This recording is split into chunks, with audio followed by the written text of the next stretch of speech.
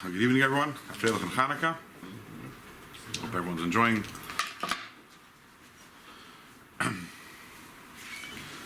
hope everyone's following the dictum of Mailan HaKodesh. One candle the first night, two candles the second night. The same thing is with the latkes and with the donuts.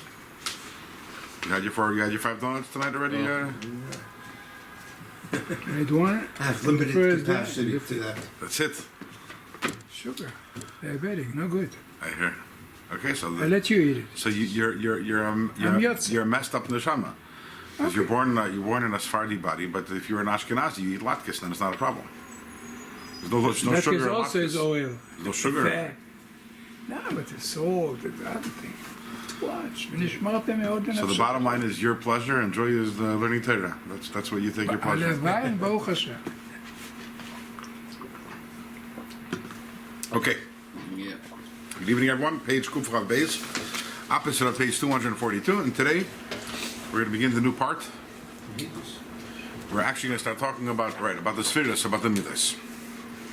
So we're talking about we're going to try to have some sort of an understanding of the spheres above through analyzing and having a better understanding of our midas, the midas of our neshama. And as mentioned, the first time when we started this parak, we explained that in Chassidus, in many places, it talks about the different midas and it talks about the different spheres. And also many times in Tanya, those of you who have been here before, you're not strangers to the idea of the midas. But in general, when we talk about the midas, the conversation is part of a different conversation. There's the point of the conversation so far up to this point in us learning Tanya has never been the Alter Rebbe saying, okay, today we're going to talk about the midas. Those are talking about something else, and to illustrate a certain point or a certain idea, to make a certain, to get to a certain place. By the way, Derech Hagav, we mentioned the idea of the midas. But here, this is the one place in Tanya, and I'd say the most foundational place in Chassidus, where it talks about and analyzes the midas. Has to do with the menorah also, the 7. Absolutely. The moment, Absolutely, it has to do with the menorah. Except that the menorah of Hanukkah is 8. The Smigdash. The Smigdash menorah is 7, yeah. And that's because the Klal Yisrael is compared to the menorah, because there are 7 different types of neshamas, because even though every one of us has all 7 midas in our neshama, but every one of us has one of the midas is the dominant midah. So we're all one menorah, we're all Miksha Achas, all carved out of one piece of gold, and every Yid is gold, but every Yid shines in a different way. The light, the nair of the menorah shines in a different way. So Vihine, we'll do this inside. Vihine, Kolos Ayut Sfirei Shabinish Masa Adam. Generally, when we're talking about the 10 spheres in the neshama, Noida Lakoil. It is known to everyone, B'derech Klal, in a general way, Shahamidas Nechlakais B'derech Klal L'zayin Midas. Generally speaking, the midas divide into 7. All emotions, all feelings divide into 7. V'chol Prati Hamidas Sheba Adam, and all the details, the particular emotions, feelings, the midas of a person, Bois Ma'achas Mezayin Midas Elo, they derive from one of these 7 midas. Shehein Shoyrish Kol HaMidas, they are the source of all of the midas, all our feelings. V'klalusan, and they encompass all of them. So generally speaking, we have 7 midas, 7 emotional attributes, 7 emotions. Now we know that if we only had 7 feelings, life would be very easy. It would be very simple. Imagine if you went to work and your coworker was acting in a certain way, and you had like a checkbox. Okay, is it chesed? Is it gevura? Like obviously there's something going on inside there. The person has these feelings. Imagine in marriage, if there's only 7 different types of feelings, therapists would have to charge a lot less, and life would be much more simple. As we all know, human beings are much more complicated than that, and we have much more than 7 different types of feelings. But what Dr. Rebbe is saying over here is that we have 7 root midas. They're the shirish. And yes, derived from these, we have many others, and especially when you start combining, and you start combining the different midas with each other, and then you have different combinations, and that's what makes us so complicated and so difficult to figure out sometimes because there are many, many midas. An example which we can use for this, which I believe you've used in the past, is that you have 7 musical notes. And how many songs are there? Millions. There are millions of songs, but more importantly, it's not only there are millions of songs, there's an infinite possible possible combinations of songs. That's what there are people still making up songs every day. And because these 7 can be combined with an infinite amount of different forms of songs. And the same thing is, there are 3 primary colors. Now, I believe that I saw that the human eye can detect 10,000 different colors. So but all of them are various combinations of the 3 primary colors. The same thing is also, there are 7 primary midas. However, from these we derive many other midas. But to understand the human being, what we first need to understand primarily are these 7 midas. What is the first midah? The first one is midas HaChesed. Shehin midas HaChesed. It starts with midas HaChesed. And although we're saying that there are 7 primary midas, actually the most primary midah is Chesed. All other midas really flow from Chesed. It's because of Avraham Avinu? No. Avraham Avinu personified the midah of Chesed. But Avraham Avinu comes from Chesed. Chesed implies closeness. Chesed implies some sort of connection. If there is no closeness, if there is no connection, then there aren't any emotions. Every emotion, to a certain extent, is a form of relationship. And if there is no relationship, then there is no emotion. Even Gevura, which we're going to move on. I'm going to say Gevura is the second midah. You might think that Gevura is the opposite of Chesed, right? Because Gevura is you might want to say is distance. Gevura is withholding. Gevura is discipline. But that also only applies to someone with whom you have a relationship. The opposite of love isn't hate. The opposite of love is indifference, is apathy. Love and hate are both a feeling towards a person. There is some sort of relationship. Apathy, no relationship. Apathy means a lack of relationship. So for every midah, Gevura also is a form of relationship. So that means, to a certain extent, Gevura is also a form of Chesed. How? Because you're relating to a person. If Chesed is defined as a relationship, Gevura also is a relationship. But they're much different from each other, though. So by way of example, okay? So if I were to say something nasty to you, you'd be upset at me, correct? So the feeling that you have, is that a feeling of Chesed or a feeling of Gevura? Gevura. Gevura. Okay, and if you walk home tonight and there's a dog on the corner and the dog barks at you, are you going to be upset at the dog? No, be apathetic. Why? Why are you upset at me and not at the dog? Because it doesn't mean anything. Doesn't mean anything to you. Yeah. So that means, that is, with me, you have a relationship. So the Gevura is a result of that relationship. If there is no relationship, there is no Gevura either. Gevura is, It's a response you to are it. something, you are a Metzias, something that I have a shaykhus with, a connection to, and I'm deciding to withhold from you. I'm deciding to fear you, which is also Yira and Gevura are synonymous with each other. I'm deciding not to like you. And that's why in the Kabbalah it talks about Chesed, it calls Chesed as the Yoima da Osil im Kula Yoimen. We know that the Midas in Kabbalah are called Yoimen, the days, because we have the 7 days of creation, and every day represents one of Hashem's Midas. Sunday is Chesed, and Monday is Gevura. So Chesed is the Yoima, is the Midah, is the day, the Osil im Kula Yoimen. It goes together with all the other ones. Every Midah, to a certain extent, is an expression of Chesed. Which is why we say Olam Chesed Yibana. Even though the world was created with all 7 midas, as we know, but we say Olam Chesed Yibana. Why Chesed? Because in truth, the fact that Hashem relates to the world in a way of Gevura is also Chesed. Everything is an expression of Chesed. So although we're talking over here about... Van de dog is ook een Jide. Sorry? De skate van de dog is also Jide. Yeah, Yeah, it's It's a different type of yira. It's more that's it's not because you have a relation with the dog. It's because you're scared of it for yourself. In general, when we talk about yira in Chassidus, it doesn't. That's not what it means. Yira is more yira sharemus. Yira Hashem is not that Hashem is going to bite you. Yira is more of a respect. It's more of a awe. You don't have a respect and an awe for the dog. That's you're scared that it's going to bite you. It's not because you have a yachas it. Do something. You're not scared of it. You're scared of the bite. It's a little bit different thing.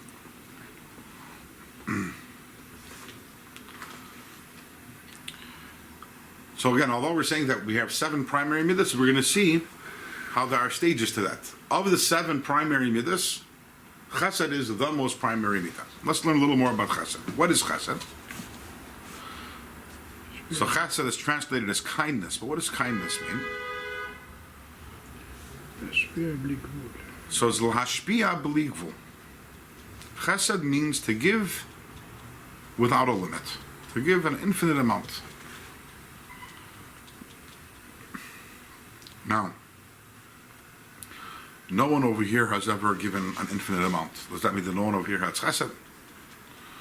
So obviously we are limited people, and therefore there's a limit to how much we can give. But what Alter Rebbe means to say, the hashpia b'li gvul, to give without a limit, means there is nothing limiting my giving. There is nothing that is going to stop me from giving. The desire of chesed is to give, regardless of the need of the recipient, regardless of the worthiness of the recipient. That's what usually when a person gives, there are hagbalas, there are limitations. I'm only going to give as much as the person needs. I'm only going to give as much as the person deserves. I'm only going to give as much as I can afford. Pure chesed, and that's the important thing to note over here, that right now we're going to be talking about each midah in its purity. And really that doesn't really exist in the world. Because every single one of us, we don't have any one midah in its purest form, because our middas are always balanced out by other middas. So our chesed, as we'll see soon, is going to be counterbalanced by our gvura.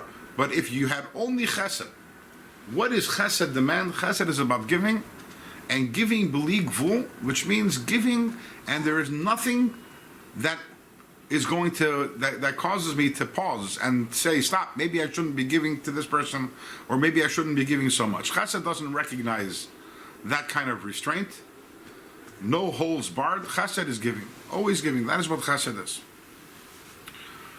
I feel like when we translate chesed as kindness, Alter Rebbe doesn't translate chesed as kindness. Well, first of all, because Alter Rebbe is speaking in Hebrew, and if he translated chesed as kindness, he would say chesed is chesed. But the way we speak of chesed, when we speak of kindness, what does kindness mean? Kindness means being good to another. Gvura could also be a kindness. Sometimes, right? But the Alter Rebbe is not defining chesed as kindness, he's defining chesed as giving. In Hebrew, the word for that would be hashpah. Hashpia, as the Alter Rebbe says, chesed needs to give.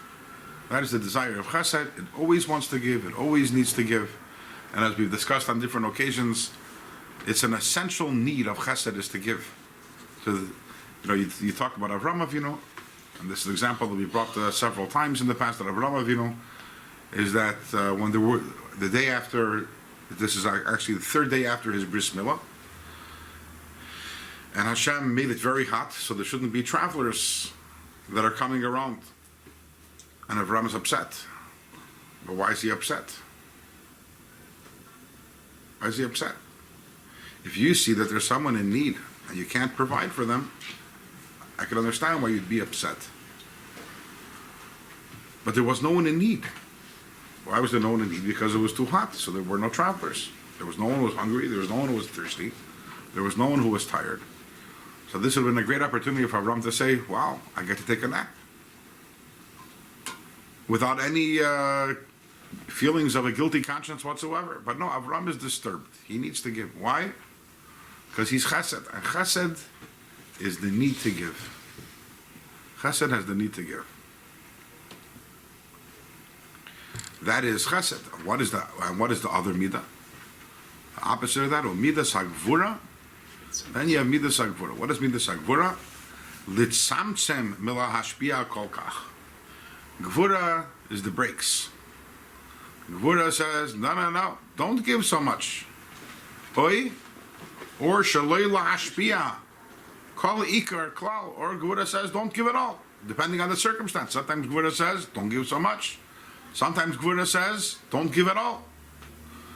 Gvura, you notice over here, is not about not giving. He doesn't say, Don't give. yeah. As Gevura is about Midas Hadin. What is Midas Hadin? We always talk about, when we talk about Rashi, Shem Elikim is Midas Hadin.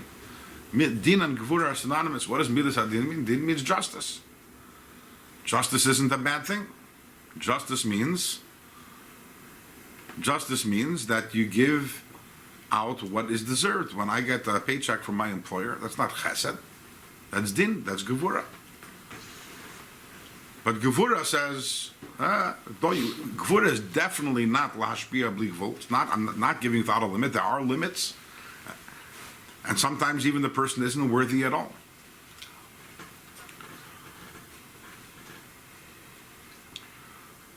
So chesed, and this is something we've spoken about in the past. Chesed is about giving. Gevura is about. It's also giving, but it's giving as much as is earned, as much as deserved. Again, each one of them on their own could be a little is not perfect. Each one of them, we don't want to get only what we earn and only what we deserve. On the other hand, giving without any limitations also is each one of them has its problems. So, for example, this past year we had this 2 years ago, had this big movement, defund the police. The defund the police comes from which midah? Oh, Stupidity. Stupidity. It's easy to say that. It's very easy to say that. And it might be stupidity, but I didn't say what is it. I said, where does it come from? What midah? What when people are talking about defund the police, which midah is it? So you're saying is Gevura. Why? Because you're not giving money to the police. Right. But that's not the issue. Evil. It's chesed. It's allowing the criminals to run the asylum.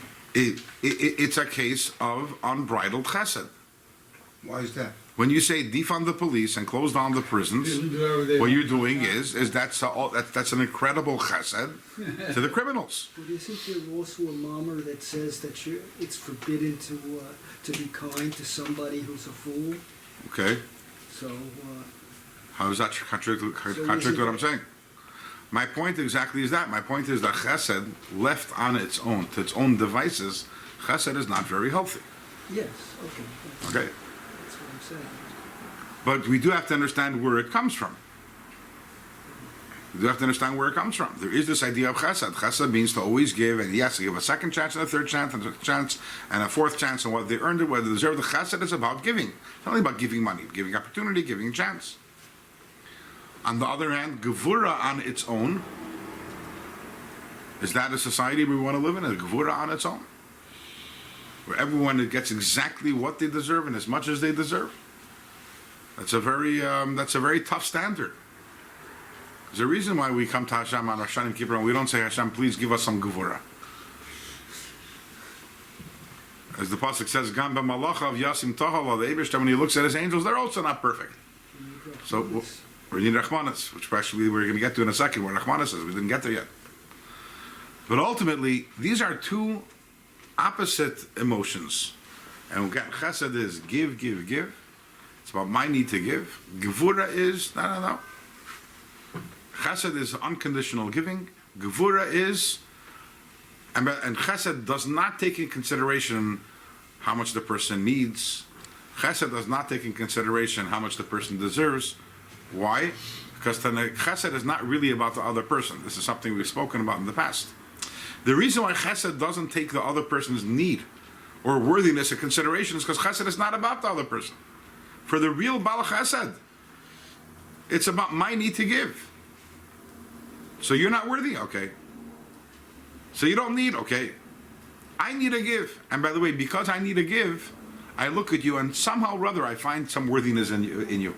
Somehow or other I find some neediness in you, but ultimately it's not really about you, it's about me.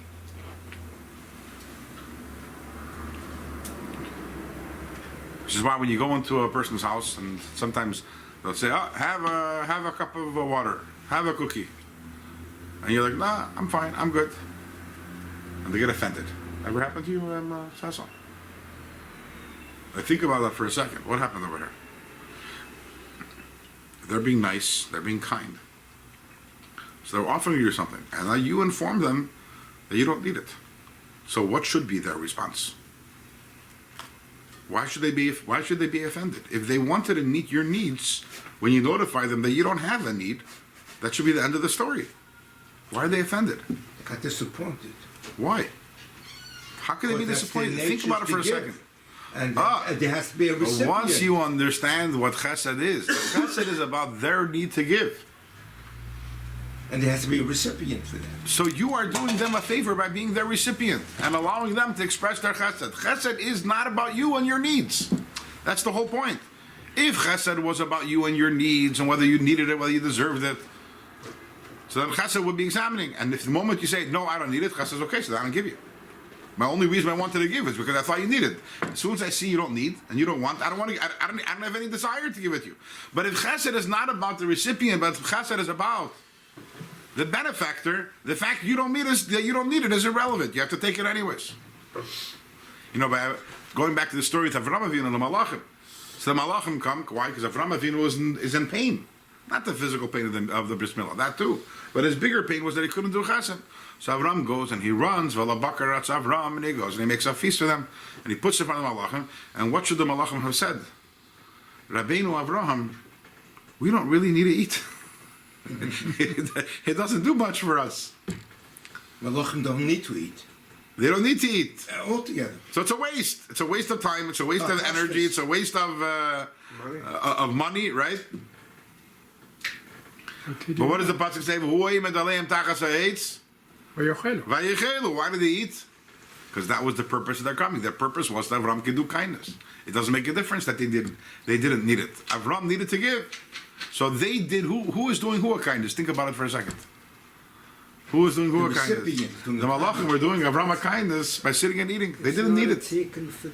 Sorry? It's not a tikkun for the animal either. The Chiddush is Farim talk about that. The Chiddush is Farim that they say, "Who oimed aleim tachas ha'etz?"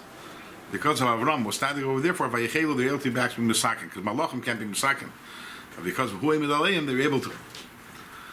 But that's a fundamental understanding about Chesed, which is it's about the need of the giver to give. Yeah. When Hashem made the world, He wanted Adam to be mashpia. He wanted the world to be mashpia. That was Chesed. So then, why would we not continue that? It's one of the 7 root midas that we have. Avram Avinu was Chesed, and I'm talking about Adam and Chava. Yeah. The Gan Eden situation. yeah, The entire reason was to be mashpia, to create a world where everybody is mashpia. If everything went correctly, there was no chet, then the world would be based on a mashpia, lashpia, velashpia. okay. So shouldn't we try to emulate that in amongst all the other midot? We definitely try to emulate Chesed. Absolutely. Chesed is a huge thing. Gemilas Chasadim. That's one of the distinctive character traits of a Yid. But what we're trying to bring out over here is the idea of the importance of balance and harmony. At the end of the day, Chesed is one midah, which is a very valuable midah, and a person that doesn't have it is highly deficient. But at the end of the day, it's one part of the puzzle. One part of the puzzle. And we're defining it well, and then we're going to contrast it with Gevurah, and then we'll see also there's Tiferes, which is a combination of both. So what is Gevurah? As we said, so Gevurah is, I don't need to give. Chesed is, I need to give. Gevurah is, I absolutely don't need to give. Oh, you want to get? Let me take a look. Let me take a look. What do you deserve? What did you earn? Now, that on the one hand, that's a wonderful thing, but on the other hand, Gevurah is Gevurah, right? Gevurah is tough.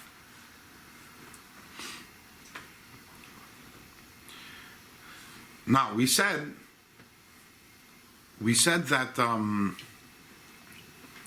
Chesed is the most fundamental of all the 7 midas, and that is true. But now we've reached stage 2. The next stage is Chesed and Gvura together are the 2 most fundamental midas. All the other midas, all of them are going to be either a form of Chesed or a form of Gvura or a form of a combination of them both, because Chesed is closeness, Gvura is withdrawal. Chesed is my need to get close to you. Gvura is aloofness, is distance. And every emotion that we have is a form of one of these 2 or a combination of the 2. Every emotion that we have. Think about it. We had a whiteboard over here and we started writing down different emotions. So you have jealousy and you have hatred and you have love and you have desire, awe, reverence, friendship. Every single midah that we have is going to be anger, right?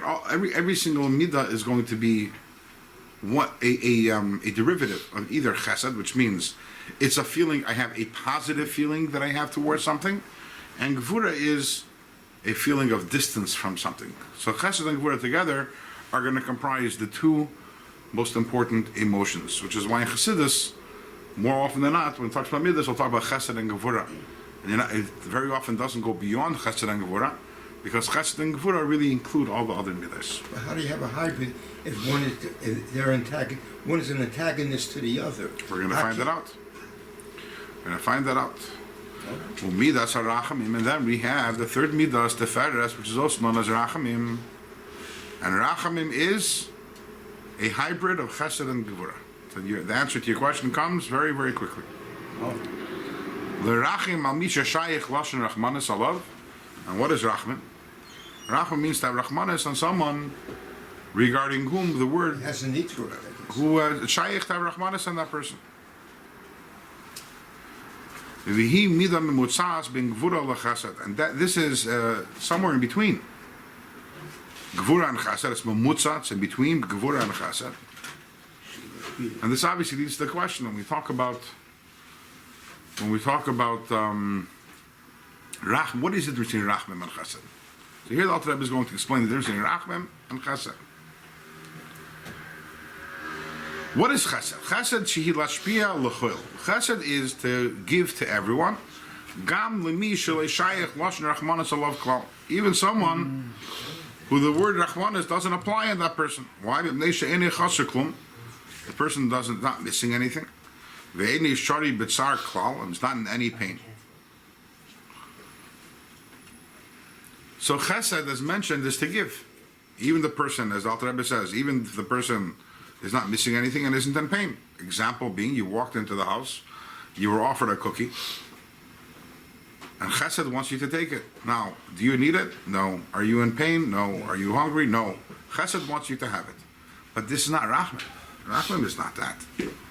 Rachmim is not just to give without limit to anyone and everyone.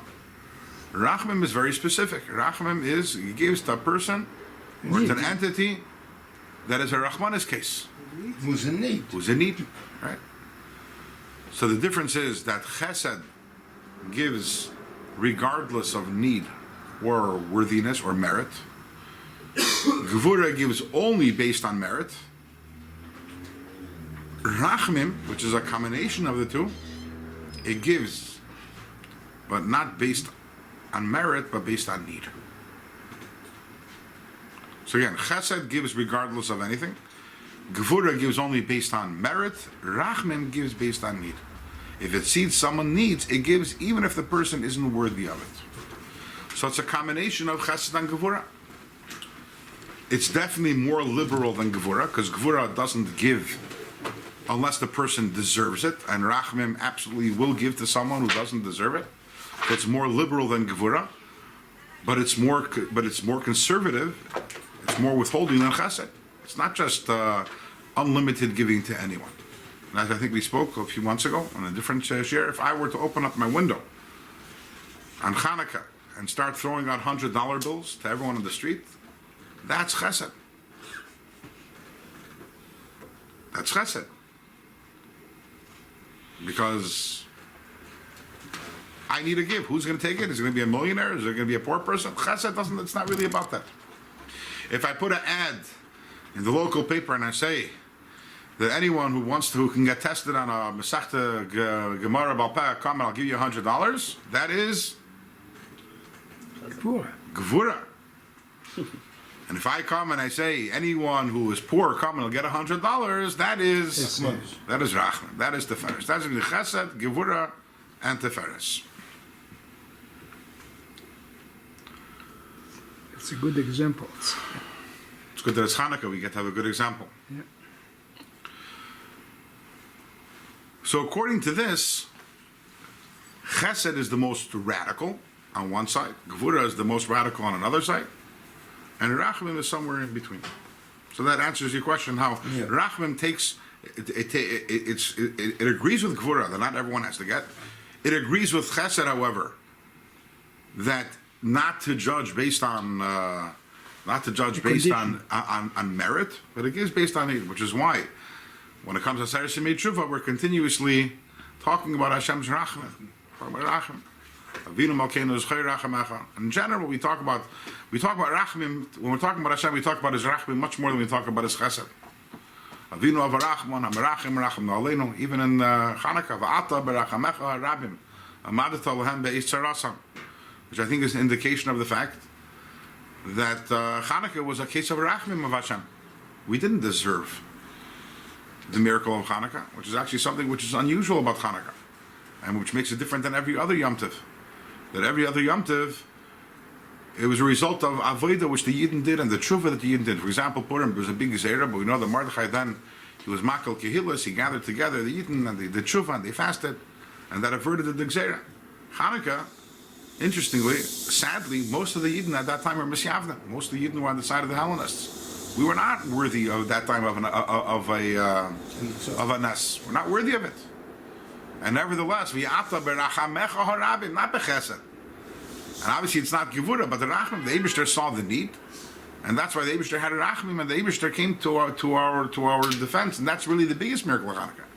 The biggest miracle of Hanukkah is that the Eibishter, how the Eibishter provided his Yeshua as Netzachim, even though we were the Fruma Yidden at that time were the minority. Which is, by the way, interesting, which is that Purim, we read the Megillah. Whole story we read. And Pesach, we read the Haggadah. Hanukkah, we don't find that the story of Hanukkah is part of the ritual. I remember as a kid, sat by the Hanukkah candles, my father would pull out a sefer, old sefer, and read us the stories of different stories of Hanukkah, like from the Sifun, the stories. But it's not, we don't come to the shul to hear the story of Hanukkah. And there's a vart from Rabbi Yonatan Eibschitz, not mamish on this, but something similar, which explains it. Maybe it's a story that we don't want to talk about so much. You know, we don't need people to hear that Hashem swoops down, and even if we don't do tshuva, He's going to save us. Maybe we should focus a little more on. We celebrate the miracle of Hanukkah, but the story, in terms of the story, the miracle of Purim, maybe is a little more inspirational in terms of what it tells us that we have to do tshuva before the Eibishter saves us. But upon Him, that's a case of rachmah. Sorry, someone. What's tzedakah? What about tzedakah? Which starts asam with tzedakah v'chesed. That's also right. Okay, I didn't say that it doesn't say chesed. I said there's a bigger dagish definitely on rachmim than on chesed. And there's another reason why there's a big dagish on rachmim, and I want to talk about that now, which is we just spoke about chesed, gevura, teferes on a very simple level, but there's actually a greater depth. And this I only discovered this around 2 years ago. I saw a sikha, it blew my mind, and it gave me a whole new understanding of chesed, gevura, teferes. The Rebbe says, when we talk about chesed giving, why does chesed give? So we said before, because chesed feels the need to give. It's true, and that is true. Chesed feels the need to give. But because chesed feels the need to give, but it needs an excuse why to give. So therefore, chesed has what we call a rechte oig, a right eye. It sees everything with rosy glasses. Chesed can find the worthiness in the most unworthy. So because Chesed wants to give and feels the need to give, wherever it looks, it finds worthiness. Avram Avinu. When Hashem tells Avram Avinu, I'm destroying Stoim, Avram finds the worthiness in Stoim. Gevura is the opposite. What's the opposite of rosy glasses? Cloudy glasses. I don't know, what would be the opposite? Black glasses. Gevura is very strict. Very what? Gevura is very strict. Okay, mi yitztak, well, how do we say then? And mi yavai, in Rosh Hashanah Kippur, we say this tefillah several times, you know. No one wants to go to din with Hashem, because when the Eibishter uses his din, he uses his Gevura, no one's worthy. Finish. No one's worthy. Right?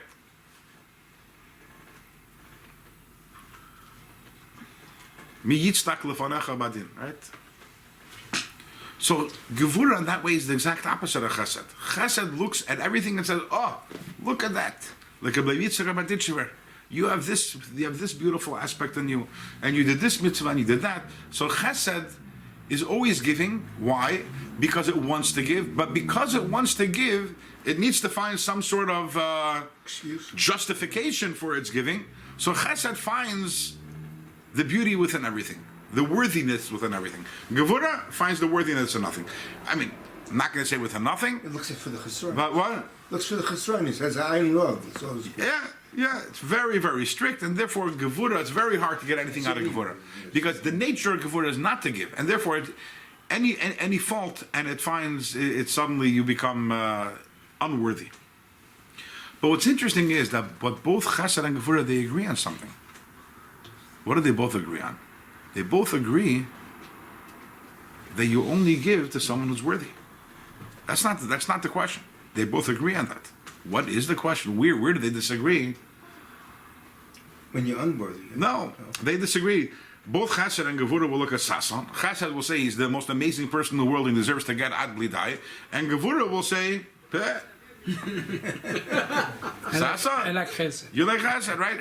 But they both agree on the principle. You know, let me tell you something. I work in a company and we work with a lot of people, and a lot of times you have the disagreements and you sit down in a meeting. And in principle, we always agree. It's the application. You know, okay, so, you know, I work on writing lessons. Okay, so a lesson has to contain these 6 components, something which is intriguing, and something which is engaging, and something which is this, and yeah, we're all in agreement. Is this intriguing and engagement? I say yeah, you say no. But that's not, in principle we agree. We all agree in principle. The question is always, when it comes down to the application of that principle, that's where the machlokes begins. Same thing over here. Chesed and Gevura agree in principle. They both agree that you only are supposed to give to someplace that's worthy. If someplace is not worthy, you don't give. However, Chesed finds almost everyone worthy. Gevura finds almost everyone unworthy. So the difference is not a difference in principle. It's a difference in application. And that's why, going back to the story of Avraham Avinu, he turns to Abishur and says, how can you destroy Stoim? 50 tzaddikim. And what does that say? Okay, 50 tzaddikim, you got it. 40, 30, 20, 10. And when Avram realizes there aren't going to be 10 tzaddikim, he stops. Why does he stop? He should have, if Avram is chesed, he should have said Hashem, so there are no tzaddikim over there. Save them anyways. Isn't that what chesed should say? Mm-hmm. Yeah, sure. But no, Avram didn't say that. Because even chesed understands that there's an instance where a person is completely unworthy. And if there are no tzaddikim in Stoim, then we destroy them. Even Avram agreed to that. Because again, even chesed agrees, as I'm saying, even chesed agrees that you only give to the worthy. The only thing is that chesed will take a city like Stoim, a metropolis which contains, I don't know, maybe hundreds of thousands of people, and say that because there are 10 tzaddikim, the whole thing should be saved. That's what chesed will say. Because 10 tzaddikim is enough to make the whole city worthy. But if there are no tzaddikim over there, even chesed will agree, okay, destroy them. Verstehst? So chesed and Gevura, again, both agree in the principle. Rachmim, on the other hand, has no limits. Rachamim gives to those who are in need, regardless of whether they're worthy or not, which means that Rachamim is more radical than both Chesed and Gevura.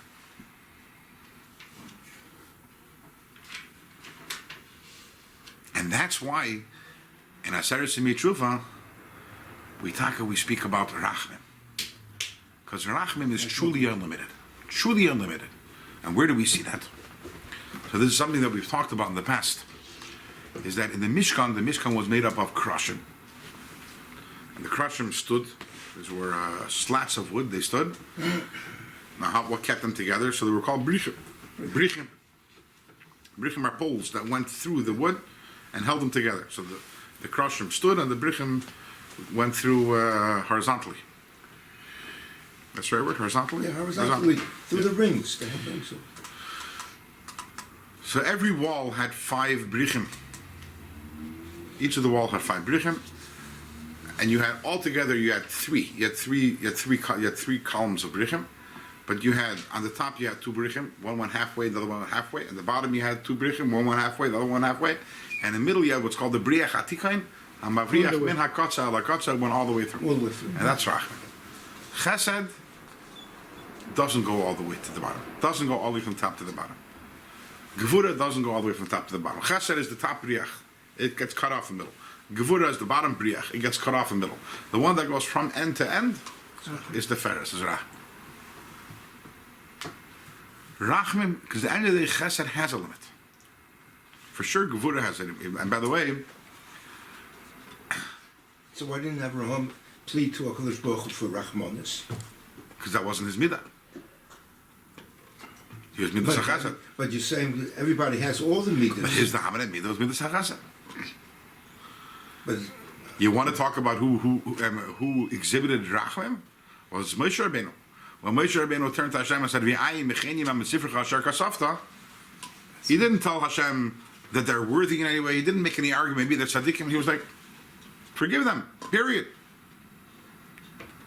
Kel rachum, Hashem kel rachum. Right? That was that's. Yeah, you're right. But Avraham Avinu was bar chesed. So at the end of the day, chesed and gevura both have limits. limitations. Rachmim has no limits. Rachmim, if there's a need, Rachmim gives. And in fact, the Chassidus it talks about the idea of Teva HaMerumam L'Rachim Al HaShafal, which means like this.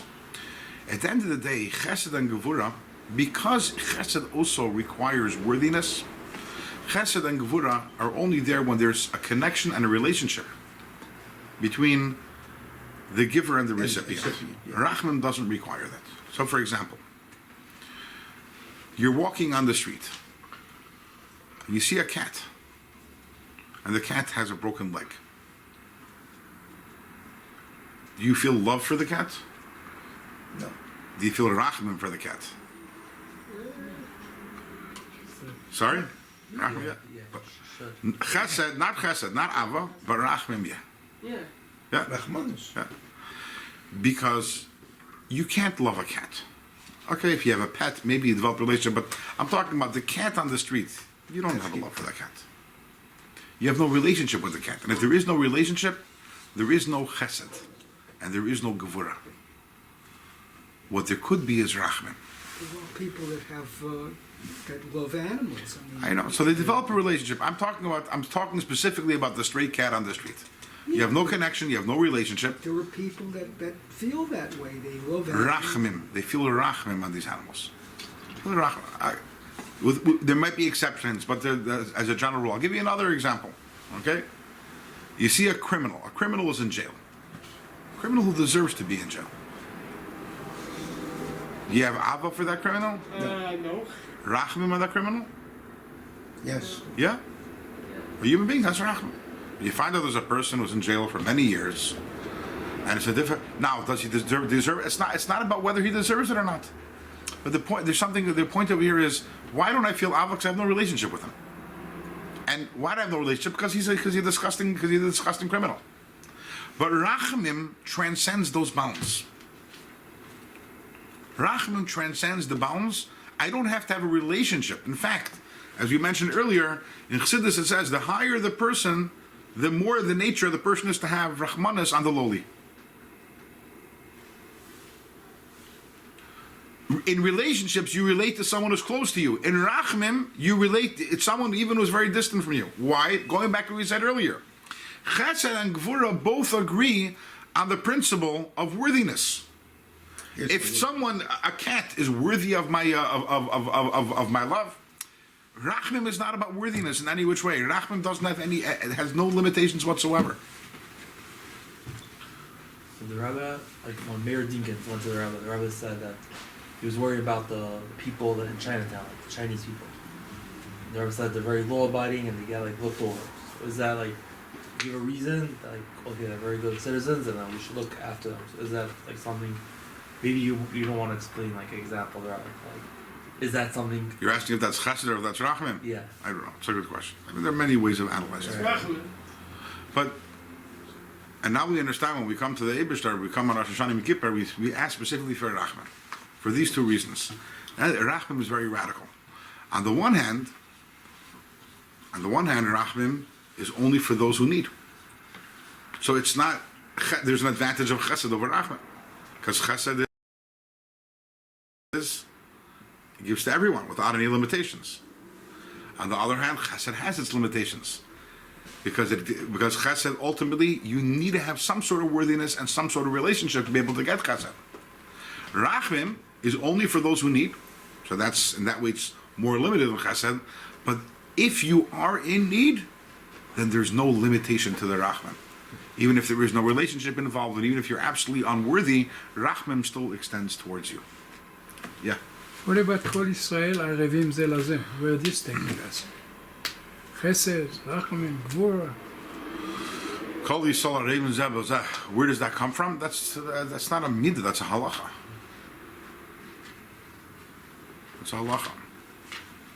So what we have over here is we discussed the first three midas, and I want to read a little further.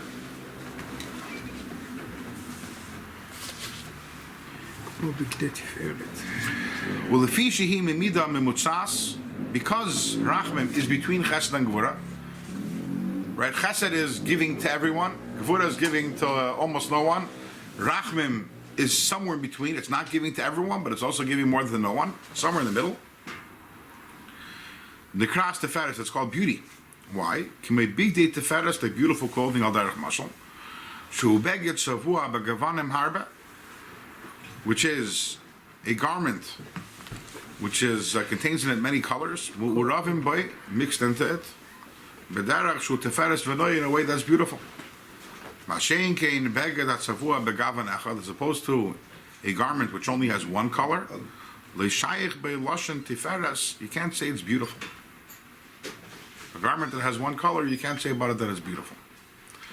Beauty always comes from sophistication.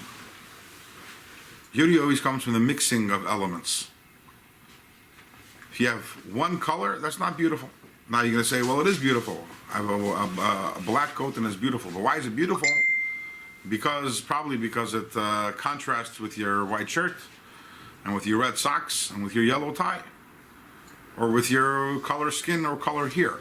But everything in one color is not beauty.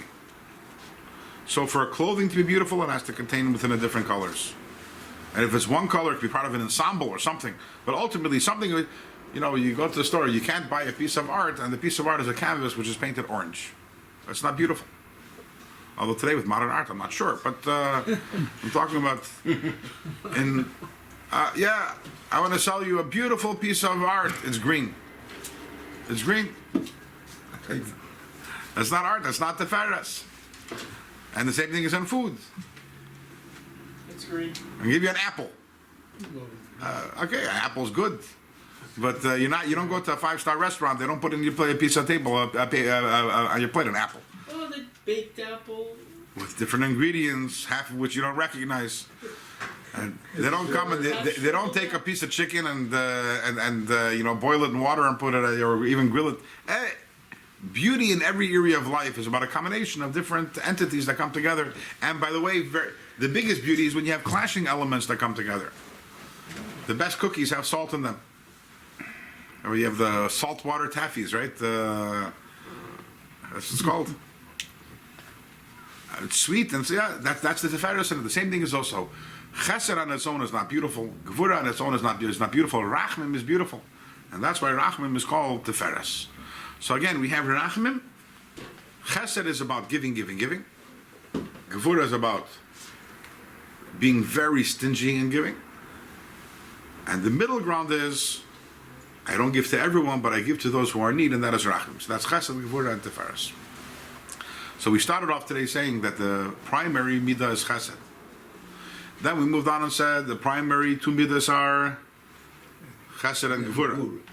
And the primary three midas are Chesed, Gevura, and Tiferes. These are the primary emotions, because even though we are going to, Mirz Hashem, next week we're going to continue, and we are going to learn about the other midas, Netzach Choid Yisoid. What we're going to find out is that Netzach Choid Yisoid are unemotional emotions. I know that sounds like an oxymoron. Yeah. The emotional emotions are Chesed, Gevura, Tiferes. So the three primary emotions are actually Chesed, Gevura, and Tiferes. And Mirz Hashem, next week we'll continue with the following midas of Netzach Choid and Yisoid. But it's Hanukkah, right? So we have to say something about Hanukkah. So Hanukkah, we have the battle of the Greeks against Klal Yisrael. It's a tough battle, a difficult battle, Many against the few. and eventually the Yidden win. And we know that the miracle we talk about, we sit by the menorah. We talk about the miracle of the candles, and you worry: is the miracle about the candles? Is the miracle about the battle? Which one is it? Which one is the primary one? And the truth is, neither one of them are primary. They're both about the same. They're both the exact same thing. And if you learn the chassidus behind it, you understand how the battle for the menorah and for the purity of the oil is totally the battle that the Yidden were waging against the Yevanim at that time, which was a spiritual battle. It was not a physical battle. You know, Haman wanted to kill us. That's a physical battle. The Yevanim didn't want to kill us. They wanted to. There was a spiritual battle, and that spiritual battle is plays out afterwards in the whole miracle with the oil. We're not going to get into the details of it. Maybe we spoke about it in previous years. But one of the big ideas is that we find this pach shemen, this jug of oil, and which is chasum b'chesam shel kohen gadol, which is sealed with the seal of kohen gadol. And what does that represent? What does that represent? And what does that represent in the larger battle against the Yevanim, against the Hellenists? So we're here by the Shir long enough. We've learned this long enough to understand that everything that's happening over here in the physical world is just a reflection of spiritual realities. And we have this idea that the Yevanim are battling against Klal Yisrael, which is hard to understand. You're talking spiritually. How can a goyim, klipa, how can they battle against kedusha? How does that work? And if they can battle against kedusha, how do we win? If they have the power to battle against us, if klipa has the power to battle against kedusha, how does kedusha win? And the answer is, as the pasuk in Kehela says, "Zeh le'uma zeh oso likim," which means that everything that Hashem created in kedusha, Hashem creates a counterpart towards it also in klipa. So everything that we're learning about over here, chesed, there's chesed in kedusha, there's chesed in klipa. Yishmol, it's chesed of klipa. There's gevura in kedusha, there's gevura in klipa. Esav is the gevura of klipa. We didn't learn about it over here today, but there's, and there's chachma, bina, and das in kedusha. There's seichel and klipa also. And by the way, you know who represents seichel of klipa? Is Yavan. The Greeks, they were tremendous philosophers. Very intelligent, big philosophers. Developers of so many of the sciences. So everything that there is in kedusha, there is also in klipa. Everything that we're learning about over here, all these midas that we're talking about, these exist in the nefesh elokis. In kedusha, they also exist in the nefesh bahamis, they also exist in klipa. What does that mean? That means the neshama expresses itself in so many different ways. It expresses itself in actions, for example. Actions that feel good for the neshama. Comes along the Yetzer Hara that's around us and says, you enjoy Shabbos, and you find it relaxing and uplifting. You know what? How about going to a movie? It's also relaxing and uplifting. You enjoy putting on tefillin. How about going to a baseball game? You enjoy this. Each thing, it counters a maisa for a maisa. And then the nefesh elokis has midos, feelings. Feelings, it enjoys. Nefesh elokis enjoys avas Hashem, And Yiras Hashem comes along with the Nefesh Bahamas, the Yitzhahara, and says, hey, feelings. Yeah, feelings are good stuff. I have better feelings for you. You want to know what feelings I have for you? Attraction to this and fear of that. It counters it. And then you sit down and you learn some Torah. Seichel. Nefesh Elokis enjoys the Seichel of Torah. Comes along Nefesh Bahamas and says, have you ever tried trigonometry? And how about some algebra? So that's the Zelu Umazeh. And that's the way Hashem created the world. But these are all when we talk about the aspects of the neshama, not when we talk about the neshama itself. The essence of the neshama, which is what we call the yechida, or if you want to use Hanukkah terminology, is the pach shem and chasum b'chisame shel kohen gadol. That jug of pure oil, which is sealed with the seal of the kohen gadol. What is that? What is the essence of the neshama? The essence of the neshama is not the enjoyment of a certain experience or a certain type of behavior. It is essentially connected to Hashem. And why does it do what Hashem wants? Not because it feels good, not because it enjoys it. Because the essence of the neshama senses the ein oid milvadoi. The essence of the neshama, yechida liyachdoch, is one with Hashem, and there is no world. There is nothing else. It's not about a certain experience that it enjoys. It's an essential attachment and connection. And that's one thing the Nefesh Bahamas does not have. How does it counter that? The Nefesh Elokis says, I'm doing a mitzvah, learning Torah. Why? Because ein ed milvadeh. So what's the Nefesh Bahamas going to say? Yesh ed milvadeh. What do you mean yesh ed milvadeh? You're arguing with the most essential feeling, experience of the Nefesh Elokis. Sasson, imagine I came to you and said, you know, you're already 50 years old. I have some news for you. Thank you. You're not Sasson. You're not Sasson. You're Reuven. I'll prove it to you. You're not. You're Reuven. You ready to hear the proofs? No, you're not. Why aren't you ready to hear the proofs? What? Why is it impossible? How can you say it's impossible before you even hear my proofs? Maybe I have some good proofs. He doesn't believe you. What? He doesn't believe you. Look, I could sit today for next week and prove it, and it's with Garnish helping. Yeah. Because he's awesome. The Etzem Neshama knows Einid Movada. You're going to come sit down to the Neshama and say, you know what? No. There's something else other than the Eibishter. It's like trying to explain to Sasson that he's not Sasson. You're arguing with its most essential reality. There is no fighting that. If the Neshama says, I enjoy learning Torah, so the Nefesh come along and say, okay, I enjoy geometry. I enjoy this, but that's all different things that are outside of me, things that I enjoy. But at the very essential point of who I am, the Yechida, which is one with Hashem, when you draw out that card, the Yechida card, everything falls away. You pull out the Pach Shem and Chasam B'Chisame Shel Kohen Gadol, and that was the victory.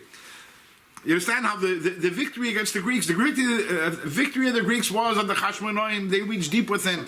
They reached that Pach Shem and they reached that Yechida. And at that point, they said, Eilid Movadeh. And they went to war, and they weren't scared of anything, because they knew that everything is Hashem, and they were victorious. And that is the lesson of Hanukkah in our lives. Yes, we're learning here ultimately about all these midas and all these spheres. We have to realize these are all components that the neshama has. But the etzem neshama of a yid, the essence of a yid, where all these components come from, that is the essential connection to Hashem, and that is what we try to connect to and illuminate our life with on the Yom Tov of Hanukkah. A good Shabbos, everyone. Thank you. Beautiful.